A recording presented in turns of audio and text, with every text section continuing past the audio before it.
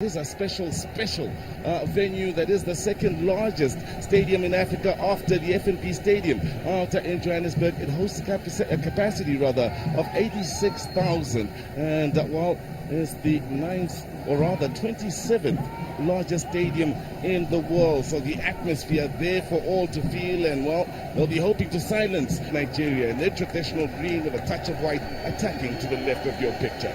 We do have the show on the road. Tension, of course, now will be felt right through both nations as Nigeria look to keep the hope alive, and the opening 15 will be vital in establishing a tempo and lovely opportunity on the near post. Beautiful ball played in. The technique had goal written all over it as he met the ball. Then Hegazi couldn't add on to his one goal for country, but a promising start for Egypt. Lucky ball out wide. Defender committed himself. Trouble now for that Nigerian defense. It's Egypt with three options inside that box. Time, space, and the shot is wide of the mark.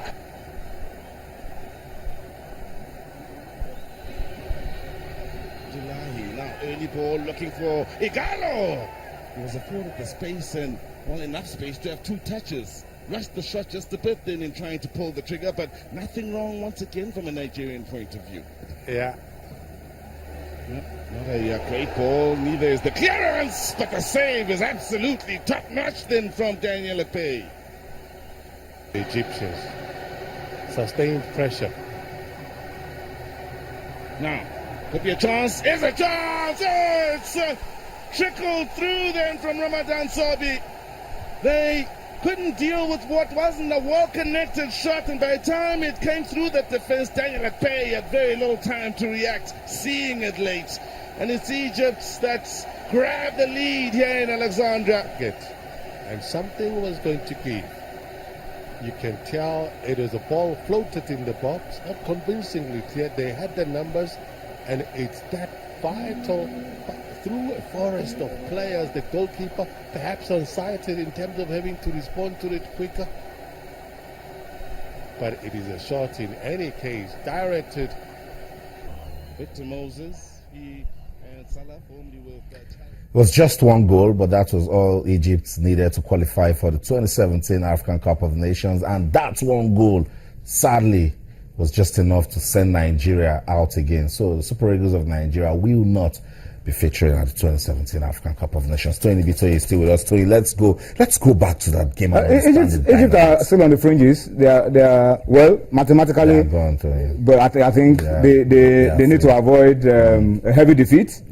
We have to calculate everything. I can't believe you're doing this.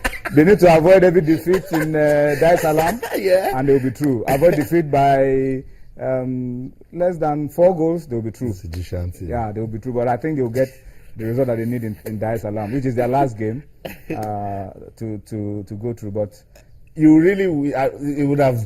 But for us, mathematically, there's absolutely nothing that can happen. Realistically, everything spiritually, economically, we cannot get enough points to get over Egypt in that group. But I don't know. Anything can still happen. Maybe we explore the legal options of but it was going to be very difficult for us. I'm not trying to just hold forth now. Yeah. The circumstances around our group going into that game were very, very difficult. On a Sunday, Chad withdrew, and suddenly a game that we were hoping we could go and get a draw would be good enough for us suddenly became a game that we needed to win. I mean, these are the things that I think the Nigerian Football Federation, the legal department, as they said in their press statement, should look at, because it's like changing the circumstances of the game right in the middle of a tournament. On a Sunday, the team was planning on how they will go to Egypt, and with a draw, still be in the race up to the final day. And suddenly, that game became a must-win game for us. And we're going to travel on Monday and play on Tuesday because Chad withdrew. So I think CAF will really need to look at, when you are in the middle of a tournament, they have to get... it will affect the outcome. So, I mean, I'm sure that a number of countries are technically out of the Nations Cup now. We are out. Nigeria, for example, I think Equatorial Guinea are out. A few other countries are also technically out of it. So if these countries now come out like Chad and say we are not playing our last 2 games. Then you remove all their points, and then you throw the table, the groups into all kinds of disarray, and then you come up with new tabulations and all of these things. So, unfortunately, but I think that happened in Group G. Unfortunately, where Nigeria is playing. Let's talk about this team. You're close to that team, Toyin. No, let's just look at it the way we saw it from Kaduna to Alexandra. Is that the right quality to play for the Super Eagles of Nigeria? I mean, the boys gave everything. The quality is very good. Very, very good. I mean, what can you say about these young lads coming through? I'm not sure you'll find a better bunch outside of these guys. And I give kudos to the coaches, give kudos to the NFF technical subcommittee and everybody involved with getting this squad together. This is about the best bunch of boys you could find, and you could see it in the way they played. They fought, they were energetic, the tempo was good from start to finish, and we can build on this. There's a lot of hope for us. If there's any country in Africa with the best set of young players that can be nurtured into dominating the African game for a long time, even into making impact at the world stage on the long term, I think it should be Nigeria. So there's, for me, no question about the quality. The quality was good. The coaches had very little time. The window is a very difficult one, and that is how it is right now in world football. These boys barely had 3 training sessions together before the first game, another 2 after the first leg. So it was always going to favor a country like Egypt, where most 80-90% of their players are from their domestic league. They can shut down their league, get the boys into camp, play a lot of friendly games. That cannot happen with us at the moment, because most of our players are coming from abroad. They have to travel down. Then you are at the risk of players pulling out to injuries at the last minute and all of that. But those are just excuses that we could give. But on the balance of play, I think the boys gave their all. And as we said at the beginning of the show, in football there are no absolute guarantees. You cannot say you will win a game until the final whistle. That's how tight and how difficult it can be. But I think the boys gave their best. The coaches did their best, considering the circumstances with which they worked. And unfortunately, it wasn't just good enough for us to pick a ticket to the Nations Cup. And a lot of Nigerians are saying well done to the coaching crew. They had little time and were able to see some promise in this team. But were you expecting Ogenye Onazi to play in Alexandra?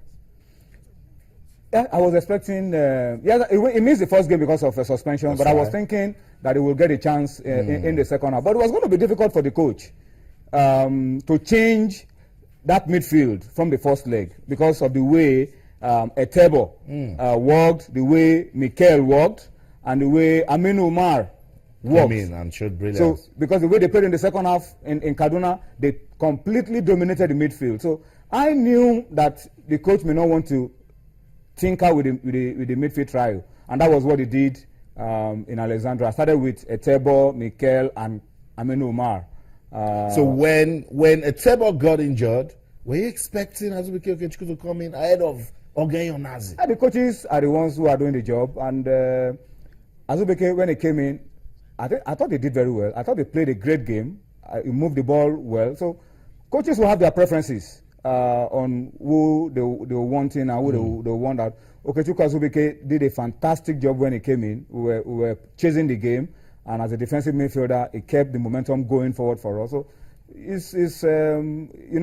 there is no perfect coach in the world. That's right. And there is no coach that will perfectly see the game the way you are also seeing it in terms of the change of personnel, who should come in, who should go out. So when a coach is in charge, you just accept whatever they decide because they see the game better. They are paid for seeing the game better and for making those changes. But I thought Azubike came in and did well. Well, maybe Onazi could have made a difference, I don't know. But I think Okechukwu Azubike came in and did his because there are just talks that when Mikel Obi knows Ogenye Onazi is behind him, it gives him room to be adventurous. He can go forward, and then I don't know, as to say we're not coaches. But let's talk about off-the-field issues. There were talks that after the game, Onazi showed displeasure for not for being left out. Is that No.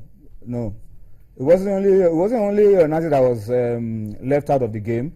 Moses Simon didn't dress. People don't see some things that we see from the technical position. Stanley Amuzie got an ankle injury and so couldn't come out for the second half. That was a change Came forced out by for- injury. Yeah, then Echejile. Echejile went in. That was not in the plan of the coaches. Really? It was forced on the coaches because of the injury that Amuzie picked. These are the things we need to understand. That on current form or Etebo. experience, Echejile will sit on the bench and Stanley Amuzie will play for the Super Eagles. The coaches have their reasons, but I think Stanley did a But you will great job. follow in the game, would you? Stanley, Would you agree to that? but coaches have their preferences. I think Stanley did a great game in Did the it first. surprise you? No, I wasn't surprised. I've always known Stanley as a fantastic left back with the dream team, and everybody was rooting for him to move straight from the dream team to the Super Eagles. Eagles. Unfortunately, he caught an injury for about 9 months.